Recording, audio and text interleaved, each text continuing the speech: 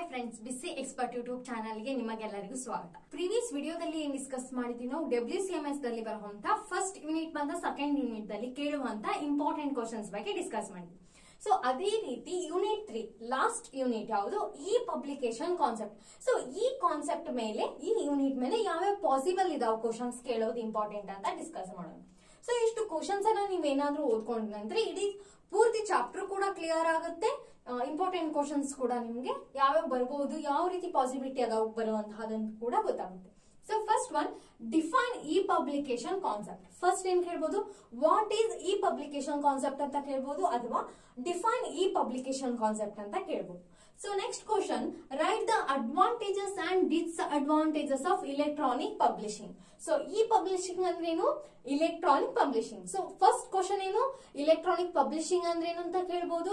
So ಅದ್ರ ಕೂಡ write the advantages and disadvantages of electronic publishing ಅಂತ ಕೇಳ್ಬೋದು. ಸೊ ಇನ್ನೊಂದು ಪಾಸಿಬಿಲಿಟಿ ಏನೈತಿ ಕೇಳ್ಬೋದು ಅಂದ್ರೆ, ವಾಟ್ ಈಸ್ ಇ ಪಬ್ಲಿಷನ್ ಹಾಕಿ ಇಲ್ಲಿ ಮುಂದ write the advantages of e publication ಅಂತ ಕೇಳ್ಬೋದು. ಜಸ್ಟ್ ಅಡ್ವಾಂಟೇಜಸ್ ಕೇಳ್ಬೋದು, ಅಥವಾ ಜಸ್ಟ್ ಅಡ್ವಾಂಟೇಜಸ್ ಕೇಳ್ಬೋದು, ಅಥವಾ ಜಸ್ಟ್ ಡಿಸ್ಅಡ್ವಾಂಟೇಜಸ್ ಕೂಡ ಕೇಳ್ಬೋದು. ಸೊ ಅದಕ್ಕೆ ನೀವೇನಾದ್ರೂ ಎರಡು ಪ್ರಿಪೇರ್ ಆದ್ರಿ ಅಂತಂದ್ರೆ, ಸೊ ಎರಡನ್ನೂ ಕೂಡ ನೀವೇನ್ ಮಾಡ್ಬೋದು, ಬರಿಬಹುದು.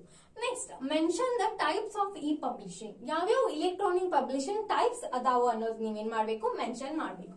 Next, explain the e public tools. So ಎರಡು ಆನ್ಸರ್ಸ್ ಅನ್ನ ನೀವು ಕನ್ಫ್ಯೂಸ್ ಮಾಡ್ಕೋಬೇಡ್ರಿ. ಇವೇನು ಟೈಪ್ಸ್, ಇವು ಟೂಲ್ಸ್.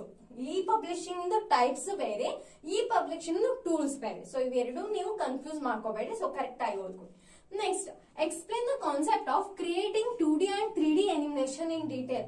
ಸೊ ಇದು ವೆರಿ ಇಂಪಾರ್ಟೆಂಟ್ ಕ್ವಶನ್ ಅಂತ ಹೇಳ್ಬೋದು, ಮೋಸ್ಟ್ ಇಂಪಾರ್ಟೆಂಟ್ ಕ್ವಶನ್. ಸೊ ಎದಕ್ಕೆ ಹೇಳಿ, 2D ಮತ್ತು 3D ಅನಿಮೇಷನ್ ಎರಡಲ್ಲಿ ಒಂದು ಕೇಳುವಂತಹ ಪಾಸಿಬಿಲಿಟಿ ಜಾಸ್ತಿ ಇರ್ಬೋದು ಅಂತ ಹೇಳ್ತೀನಿ.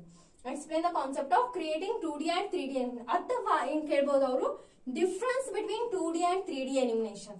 ಸೊ ನೀವು ಈ ಎರಡು ಆನ್ಸರ್ ನ ಒಂದ್ ಮಾಡ್ಕೋಬಹುದು. ಯಾವ ರೀತಿ, 2D ನ ಬೇರೆ ಏನು ಎಕ್ಸ್ಪ್ಲೇಷನ್ ಬರ್ದು 3D ಬೇರೆ ಎಕ್ಸ್ಪ್ಲೇಷನ್ ಬರೀತೀರಲ್ಲ. ಸೊ ಅದೇ explain the concept of creating 2D and 3D animation ದಲ್ಲಿ ನೀವೇನ್ ಮಾಡ್ಕೋಬಹುದು, ಡಿಫ್ರೆನ್ಶಿಯೇಟ್ ಮಾಡ್ಕೋಬಹುದು. ಸೊ ನಾವು 2D ವರ್ಕ್ ಮಾಡಬೇಕಾದ್ರೆ ಅಥವಾ 2D ಕಾನ್ಸೆಪ್ಟ್ ಕ್ರಿಯೇಟ್ ಮಾಡಬೇಕಾದ್ರೆ ಯಾವ ರೀತಿ ಇರುತ್ತೆ ವರ್ಕ್, 3D ಕ್ರಿಯೇಟ್ ಮಾಡಬೇಕಾದ್ರೆ ಯಾವ ರೀತಿ ಇರುತ್ತೆ. ಸೊ ಇದು ಡಿಫರೆನ್ಸ್ ಅನ್ನ ನೀವೇನ್ ಮಾಡ್ಬೇಕು, ಇಲ್ಲಿ ಮೇನ್ ಆಗಿ ಮೆನ್ಷನ್ ಮಾಡ್ತಾ ಬರ್ಬೇಕು. So next, right the steps for creating new course and upload. So ಒಂದು ಯಾವ್ಯಾವ ಸ್ಟೆಪ್ಸ್ ಅನ್ನ ನಾವು ಕ್ರಿಯೇಟ್ ಮಾಡ್ತೀವಿ, ನ್ಯೂ ಒಂದು ಕೋರ್ಸ್ ಅನ್ನ ಕ್ರಿಯೇಟ್ ಮಾಡಿ ಅಪ್ಲೋಡ್ ಮಾಡಕ, ಸೊ ಯಾವ್ಯಾವ ಸ್ಟೆಪ್ಸ್ ಅನ್ನ ನಾವು ಕ್ರಿಯೇಟ್ ಮಾಡ್ತೀವಿ ಅನ್ನೋದನ್ನ ಇಲ್ಲಿ ಏನ್ ಮಾಡ್ಬೇಕು, ಮೆನ್ಷನ್ ಮಾಡ್ಬೇಕು. ಸೊ ಇದು important question. Explain the Joomla and Drupal in content management system. So ಇದು ಕೂಡ ಏನ್ ಹೇಳ್ಬೋದು ನಾವು, ಇಂಪಾರ್ಟೆಂಟ್ ಕ್ವಶನ್ ಅಂತ ಹೇಳ್ಬೋದು. ಕೇಳುವಂತ ತುಂಬಾ ಚಾನ್ಸಸ್ ಇವೆ. ಜುಮ್ಲಾನು ಕೇಳ್ಬೋದು ಅಥವಾ ಡ್ರುಪಲಾನು ಕೇಳ್ಬೋದು. ಸೊ ಎರಡರದಾಗ ಒಂದ್ ಕೇಳ್ಬೋದು ಅಥವಾ ಎರಡು ಕೂಡ ಕೇಳ್ಬೋದು. ಸೊ ಇದು ನ್ಯೂ ಸಬ್ಜೆಕ್ಟ್ ಅಂತಂದ್ರೆ ಫೈನಲ್ ಇಯರ್ಗೆ ಇವಾಗ ಇಂಟ್ರೊಡ್ಯೂಸ್ ಆಗಿರೋದ್ರಿಂದ ಯಾವ ರೀತಿ ಫಾರ್ಮ್ಯಾಟ್ ಇರುತ್ತೆ ಅನ್ನೋದಂದ್ರೂ ಗೊತ್ತಾಗಿಲ್ಲ. ಸೊ 8 ಮಾರ್ಕಸಿಗೂ ಕೇಳ್ಬೋದು, 4 ಮಾರ್ಕಸಿಗೆ ಕೇಳ್ಬೋದು, ಅಥವಾ ಶಾರ್ಟ್ ನೋಟ್ ಅಂತ ಏನಿರುತ್ತೆ ಅಲ್ಲಿ ಕೂಡ ಕೇಳುವಂತ ಚಾನ್ಸಸ್ ಇದೆ. ಸೊ ಇಷ್ಟು ಪಾಸಿಬಿಲೇಷನ್ ಕ್ವಶನ್ಸ್ ಇದ್ರ ಮೇಲೆ ಈ ಪಬ್ಲಿಕೇಶನ್ ಕಾನ್ಸೆಪ್ಟ್. ಸೊ ಈ ವಿಡಿಯೋ ಇಷ್ಟ ಆದ್ರೆ ಖಂಡಿತವಾಗಿ ಲೈಕ್ ಮಾಡಿ, ಶೇರ್ ಮಾಡಿ ಮತ್ತು ಸಬ್ಸ್ಕ್ರೈಬ್ ಮಾಡಿ. Thank you for watching.